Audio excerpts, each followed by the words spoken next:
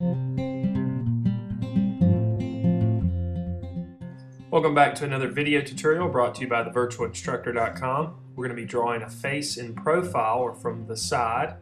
So I'm going to begin my drawing by drawing a circle. Remember, you want to draw your circle with your shoulder, not with your wrist. And then I'm going to bring a line straight down from that, and you'll notice that line is curved. And then I'll bring it back up again for the bottom of the chin, and I'll draw two lines for the edges of the neck. Next, we need to decide where our eyes are going to go, and your eyes are actually in the middle of your head, so we're going to draw an eye line in the middle of the shape that we've just drawn. Then we'll drop down halfway from that, and we'll draw a line for the nose line, and then we'll drop halfway down again and draw a line for the mouth line. Now I'm going to start defining the edge of the side of my face, so I'm just going to draw down using my guidelines, and then my nose is going to come out here. And I'll bring it back into the front edge of the face. I'll make a little bit of a curved line for the part right underneath the nose where it meets the lips. And the top lip is going to protrude out a little bit. And the bottom lip is actually going to be a little bit further inside towards the head. And it's going to come down with a diagonal line like you see here. Then that line will go in just a little bit and out just a little bit again for the bottom part of the chin. Now I'm going to go back to my eye line, and I'm going to drop a little bit inside of the shape that I've drawn to hide my eyes. Now remember, if you want your drawing to look representational, you need to have something that you're looking at. In this case, I have a photograph that I'm using as a reference. But drawing from life is always better than that. So if you can get somebody to pose for you, that'd be great. So I've drawn the top part of my eye, the bottom part of my eye. I'm just going to add a little bit of indication of some eyelashes underneath there. And I'm paying attention to the values that are in my photograph and the shapes that are in my photograph. And I'm trying to mimic those shapes and values as best as possible. So I'm going to put a little bit of an eyebrow over the top of those eyes. I'm going to draw a little flap for the nose here. And I'm going to define my nostril just a bit. And I'm keeping in mind my guidelines that I drew at the beginning. Now, I'm getting down here to the lips, and since the top lip hangs over the top, it's going to be darker in value, so you're going to add a little bit of shadow to that. There's still going to be a little bit of value to the bottom lips, but it's not as strong as what we see on the top lip. And then, of course, our eyes recede back into the eye sockets, and so we're going to have to add a little bit of value around that just to make it look believable. We don't want the eyes to look like they're stuck on there. Now I'm going to prepare to put my ears on, and the ears actually extend out from the back of the eye line. They'll come up just a little bit, and in this case the ears are going to exist right in the middle of the original shape that I drew, and you'll see that it goes all the way down to the nose line. So that's a good indication for you to use to make sure that you're getting the ears the right shape, not too big or not too small. Now I'm going to go ahead and start adding some of the hair. Now you'll notice that the hair comes off of the head. It's never stuck to the head. So you're going to need to let it come off just a bit. And I'm just going to bring the hairline down to the ears and then around the back of the ears. In this case, this is a female that I'm drawing, so I'm going to give her some longer hair.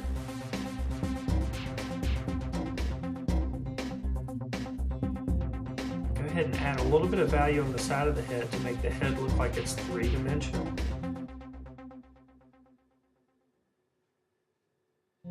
Keep in mind that there are cheekbones, and wherever there are cheekbones, they're going to protrude, so they're going to be lighter in value. And the areas around those cheekbones might be a little bit darker. And of course, since our light source is coming from above, it's going to be a little bit darker underneath the neck.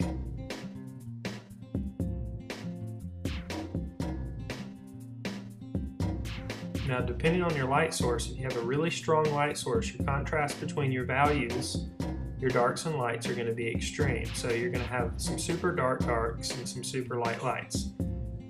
Same can be said if your light source is not as strong, you're not going to have as much contrast between those values.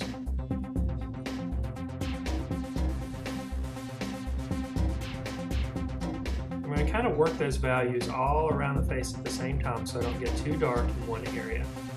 Remember, it's always a good idea to start light and slowly get darker, because it's easier to make things darker than it is to make things lighter once that they're too dark. Add a little bit of value underneath the nose. Since the nose protrudes out, there's going to be some shadow underneath it. And around the edges of the nose as well.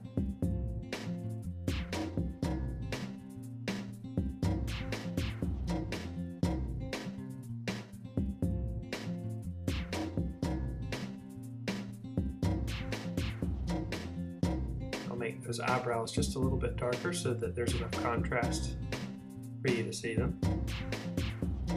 Now I'm going to start adding some of the details to the hair, and you'll notice I'm not drawing individual strands of hair. Instead, I'm just drawing big, bold lines. These lines are going to translate into hair without having to draw individual strands of hair.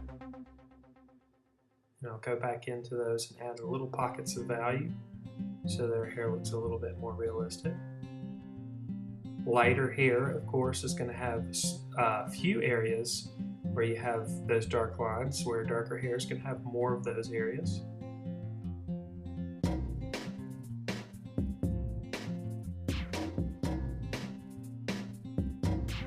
this case, again, I'm trying to draw very loosely.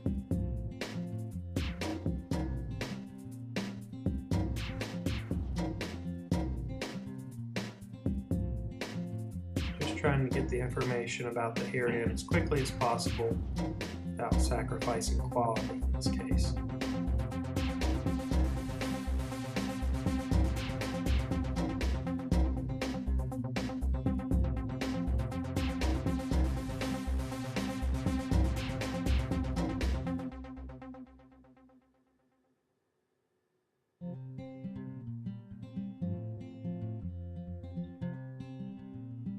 Alright, I'm going to go back and make my contrast between my values a little bit stronger.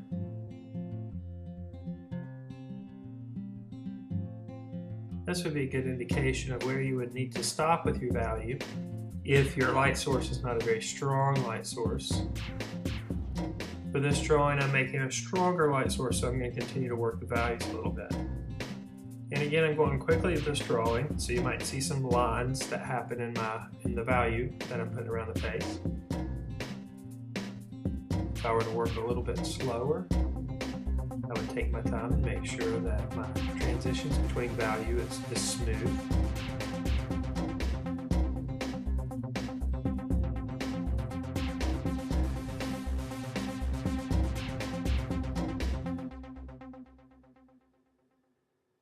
Maybe there's a little bit of hair on the other side of the face as well.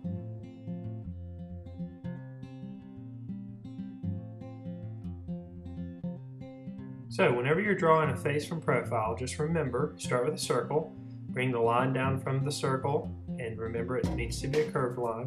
Your eye line is going to be in the middle of that shape that you draw, and then your nose line will be in between your eye line and the bottom of your chin. Then your mouth line will be in between your nose line and the bottom of your chin. Get these proportions correct, you can't go wrong when you're drawing a face from the profile.